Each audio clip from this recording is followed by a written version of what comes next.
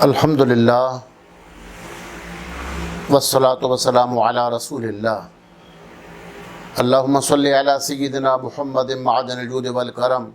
منبع العلم والحلم والحکم وعلی آلہ وبارک وسلم۔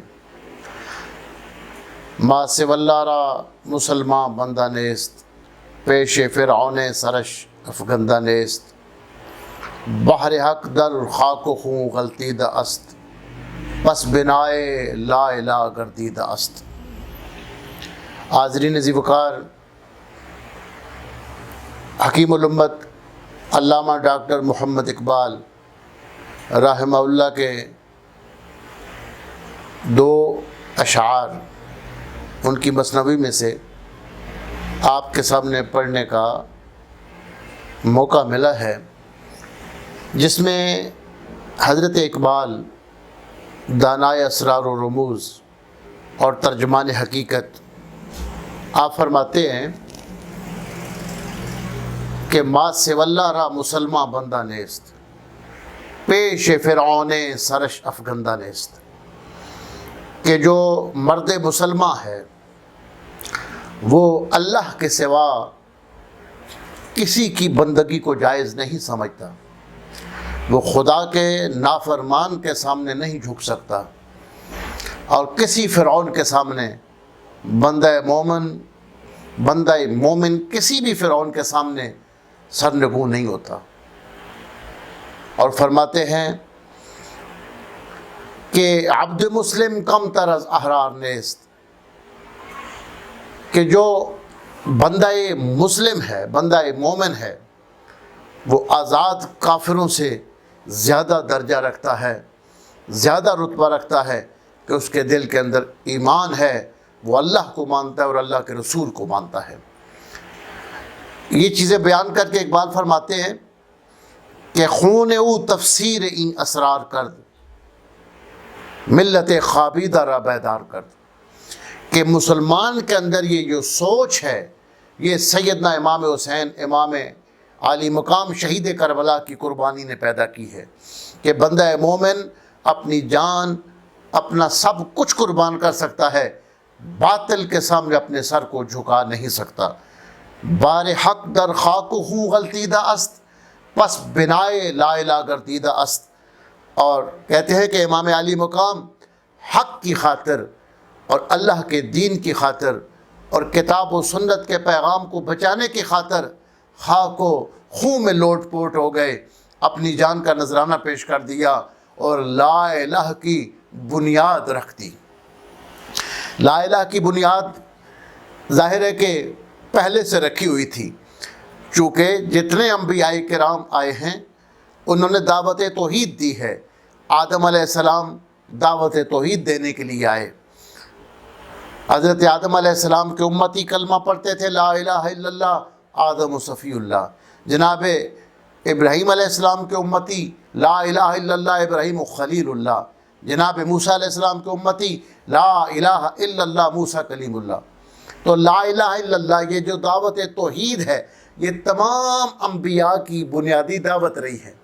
تو لا الہ کی جو بنیاد ہے یہ جناب آدم علیہ السلام، پھر جناب ابراہیم علیہ السلام، اسی طرح انبیاء کرام لا الہ کی بنیاد اپنی امت کو فراہم کرتے رہے۔ تو حضور نبی پاک علیہ السلام نے جس دعوت توحید کو لانچ کیا تھا اور جو دین اسلام کا پیغام دیا تھا، جب اس دین اسلام کی اقدار کو مٹایا جا رہا تھا اور دین مٹتا جا رہا تھا، امام علی مقام نے اپنی جان کا نذرانہ پیش کر میدان کرب و بلا میں اپنی جان کا نذرانہ پیش فرما کر آپ نے از سر نو دین اسلام کی بنیادوں کو مضبوط کر دیا۔ اسی نقطے کی طرف اقبال فرماتے ہیں پس بنائے لا الہ گردیدہ است، کہ باطل کے سامنے بندہ مومن نہیں جھک سکتا، اور امام علی مقام نے لا یعنی باطل کے سامنے بیعت سے انکار کر دیا اور دین اسلام کو زندہ کر دیا۔ یہی وہ نقطہ ہے جس کو حضرت خواجہ اجمیر معین الدین چشتی اجمیری رحمۃ اللہ تعالی علیہ کی مشہور ربائی کے اندر بیان کیا گیا ہے کہ حقا کے بنائے لا الہ است حسین، کہ باطل کے سامنے امام علی مقام کھڑے ہو گئے اور دین کی مٹتی ہوئی بنیادوں کو دوبارہ آپ نے زندہ کر دیا۔ اس لیے حضرت امام عالی مقام کو بنائے لا الہ کہا جاتا ہے۔ جیسے خانہ کعبہ کی بنیاد تو جناب آدم علیہ السلام سے پہلے سیدنا جبریل علیہ السلام نے رکھ دی تھی، لیکن حضرت ابراہیم علیہ السلام نے نئی بنیادوں پر خانہ کعبہ کو تعمیر فرمایا، تو ابراہیم علیہ السلام کو بانی خانہ کعبہ کہا جاتا ہے، جبکہ خانہ کعبہ پہلے سے موجود تھا، لیکن از سر نو جو اس کی آپ نے تعمیر فرمائی، اس لیے آپ کو بانی کہا جاتا ہے۔ تو امام عالی مقام نے دین کو جو زندہ کیا، دین کی اقدار کو مٹایا جا رہا تھا، حلال و حرام کی حدود کی پہچان ختم ہو رہی تھی، تو آپ نے اپنی جان کا نذرانہ دے کر دین اسلام کی اقدار کو زندہ کیا۔ اب یہ بعض لوگوں کو ہضم نہیں ہوتا یہ شعر، اور پھر وہ طرح طرح کی باتیں کہ خواجہ صاحب کا کلام نہیں، ان کے دیوان میں نہیں، جب دیوان سے ثابت کر دیا جائے تو پھر طرح طرح کے سوالات، جبکہ اس کی شہرت ہے، اور یہ جو شہرت ہے اس کی بھی اپنی ایک حیثیت ہے۔ میں دو مثالیں آپ کے سامنے پیش کرتا ہوں۔ قصیدہ غوثیہ حضرت غوث ثقلین محی الدین ابو محمد میراں سیدی عبد القادر جیلانی غوث سمدانی قدس سرہ النورانی کا جو کلام ہے، اب یہ حضور غوث پاک کے حالات زندگی کی کسی کتاب میں نہیں، حضور غوث پاک کے وصال کے بعد 6 صدی کی کسی کتاب میں آپ کو یہ قصیدہ نہیں ملے گا، 7ویں صدی میں نہیں ملے گا، 8ویں صدی میں نہیں ملے گا، 9ویں صدی تک نہیں ملتا۔ اب 12ویں 13ویں صدی میں آ کر الفیوزات الربانیہ کے اندر جو وظائف غوثیہ قادریہ جمع کیے گئے، اس میں قصیدہ غوثیہ باقاعدہ کتابی صورت میں آیا، جبکہ یہ شہرت اس کی اتنی ہے، سینہ بسینہ چلا آ رہا ہے کہ پوری امت کے شرق و غرب کے لوگ اس کو غوث پاک کا قصیدہ مانتے ہیں۔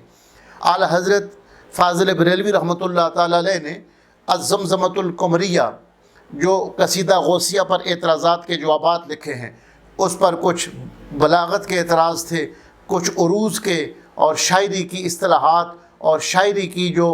صنائع ہیں اس لحاظ سے اعتراضات تھے۔ آپ نے ان اعتراضات کو اٹھانے کے لیے کتاب لکھی جو چھپی ہوئی ہے، مارکیٹ میں ملتی ہے۔ سب سے پہلے تو یہ سوال پیدا ہوتا ہے کہ قصیدہ غوثیہ کس طرح غوث پاک کا کلام ثابت ہوتا ہے، جبکہ یہ غوث پاک کے وصال کے بعد 5 صدیوں تک کتابوں میں نام و نشان نہیں ہے، پھر بھی پوری دنیا اس کو غوث پاک کا قصیدہ مانتی ہے۔ تو اعلیٰ حضرت رحمۃ اللہ تعالی علیہ فرماتے ہیں کہ جو شہرت ہے اور اولیاء میں صوفیاء میں جو یہ سینہ بسینہ چلا آ رہا ہے، یہی دلیل ہے کہ یہ غوث پاک کا کلام ہے۔ اور یہی بات اسی طریقے کے ساتھ حضرت مجدد اسلام رئیس المجددین سیدنا پیر مہر علی شاہ صاحب گولڈوی رحمۃ اللہ تعالی علیہ نے بھی بیان فرمائی مکتوبات مہریہ میں۔ مہر چشتیہ مکتوبات شریف میں یہ موجود ہے کہ پوچھا گیا کہ کیا دلیل ہے کہ یہ غوث پاک کی یہ قصیدہ غوث پاک کا کلام ہے، تو آپ نے فرمایا کہ یہ جو شہرت ہے اولیاء کے اندر، صوفیاء کے اندر، سینہ بسینہ کتاب میں موجود نہ بھی ہو اور بہت بعد میں کسی کتاب میں شامل کیا گیا، لیکن یہ جو شہرت ہے اور جو صدری سلسلے سے چلا آ رہا ہے، یہی دلیل ہے کہ یہ غوث پاک کا کلام ہے۔ اس طرح چیلے کاف حضور غوث پاک کے اشعار ہیں، کفا کا ربو کا کم یکفی کا واقفتاً کف کافہا کا کمین انکان من لوکا کی، اور شاہ رفیع الدین صاحب نے اس کو لاکا کی لکھا ہے۔ تکر کرن تکر کر فی کبادی تحقیب شکشکتن کلک اللوکا کی، کفا ما بھی کفا کلکاف قربتہ یا کوکبن کانا یحکی کوکب الفلکی، اور بعض یا کوکبن کانا تحقیق کوکب الفلکی لکھا ہے۔ اب دیکھیں یہ اتنی شہرت ہے اس کی کہ حضرت شاہ محمد غوث لاہوری رحمۃ اللہ علیہ محدث کبیر نے اس کی شرح لکھی، حضرت شاہ رفیع الدین دہلوی ان کی شرح لکھی ہوئی ہے اور ہمارے پاس وہ موجود ہے، فارسی میں وہ شرح ہے۔ بڑے بڑے اکابر نے اس کی شروحات لکھی ہیں، اور شرق و غرب میں آپ یوٹیوب پہ دیکھ لیں اور گوگل پہ سرچ کر کے دیکھ لیں، مراکش میں لوگ اس کو غوث پاک کا کلام سمجھ کے پڑھتے ہیں، اس سے بیماریوں کا علاج کرتے ہیں، اس سے روحانی علاج ہوتے ہیں۔ ہمارے ہری پور میں حضرت خواجہ خواجگاں اور نائب شاہ جیلاں خواجہ محمد عبد الرحمن شوروی رحمۃ اللہ تعالی علیہ نے باقاعدہ اس کی شرح لکھی ہے، سیاف شرح چیلکاف، وہ میرے پاس موجود ہے، پنجابی زبان میں اشعار میں آپ نے شرح لکھی ہے، اور بڑے بڑے اولیاء صوفیاء کا یہ وظیفہ رہا ہے۔ وہ ایک الگ بات ہے جس کی طرف ہم اس وقت نہیں جا سکتے کیونکہ مختصر بات کرنی ہے تو چیل کاف غوث پاک کا کلام ہے۔ دلیل کیا ہے کہ صوفیاء کے یہاں مشہور ہے، حالانکہ بہت بہت کی کتابوں کے اندر اس کو شامل کیا گیا ہے۔ تو جو چیزیں اس طرح شہرت پکڑ لیتی ہیں، تو جس طرح قصیدہ غوثیہ شہرت کی وجہ سے غوث پاک کا کلام مشہور ہے اور مانا جاتا ہے، اسی طرح جو یہ ربائی ہے یا اس کو قطع کہہ لیں، کیونکہ جو بندے ہمارے مخاطب ہیں وہ تو اگر اچانک ان سے پوچھ لیا جائے تو وہ ربائی اور قطع کا فرق نہیں کر سکتے، ان کو تو اردو بولنا نہیں آتی، وہ ذکر کو ذکر کہتے ہیں، فکر کو فکر کہتے ہیں، وقت کو وقت کہتے ہیں، کفر کو کفر کہتے ہیں، رفض کو رفض کہتے ہیں۔ جن کو الفاظ اردو بولنے نہیں آتے اور وہ امت کو گمراہ کرتے جا رہے ہیں اور روز بروز نئے فتنوں میں اضافہ کرتے جا رہے ہیں۔ تو حضرات گرامی، یہ جو آج کل طریقہ ایک یہ بھی آیا ہوا ہے کہ لوگ کہتے ہیں کہ چلو ہم حضرت علامہ اقبال سے پوچھ لیتے ہیں کہ آپ کیا کہتے ہیں، تو اقبال بھی کہتے ہیں پس بنائے لا الہ گردیدہ است، کہ جس نے از سر نو لا الہ کی بنیاد رکھی ہے اس کا نام شہید کربلا امام علی مقام ہے۔ تو اس طرح اگر اشعار پر اس طرح اعتراضات شروع کر دیے جائیں اور اس سے ان لوگوں کا جو ذوق سخن سے معروم ہونا اس کا بھی پتہ چلتا ہے، جو ذوق ایمان سے تو معروم ہیں ہی ہیں، ذوق سخن سے ذوق ادب سے بھی یہ لوگ معروم ہیں، جو اس طرح صوفیاء کے کلام کو قابل اعتراض بنا کر لوگوں کے سامنے پیش کرتے ہیں، شکوک و شبہات پھیلاتے ہیں۔ اس لیے حاضرین کرام، یہ بے غبار ہم یہ بات کرنا چاہتے تھے کہ لا الہ کی بنیاد امام علی مقام نے رکھی۔ اس کا مطلب یہ ہے کہ آپ نے لا کا اظہار فرمایا کہ باطل کے سامنے خدا کا بندہ نہیں جھک سکتا، باطل کی بیعت کو قبول نہیں کر سکتا،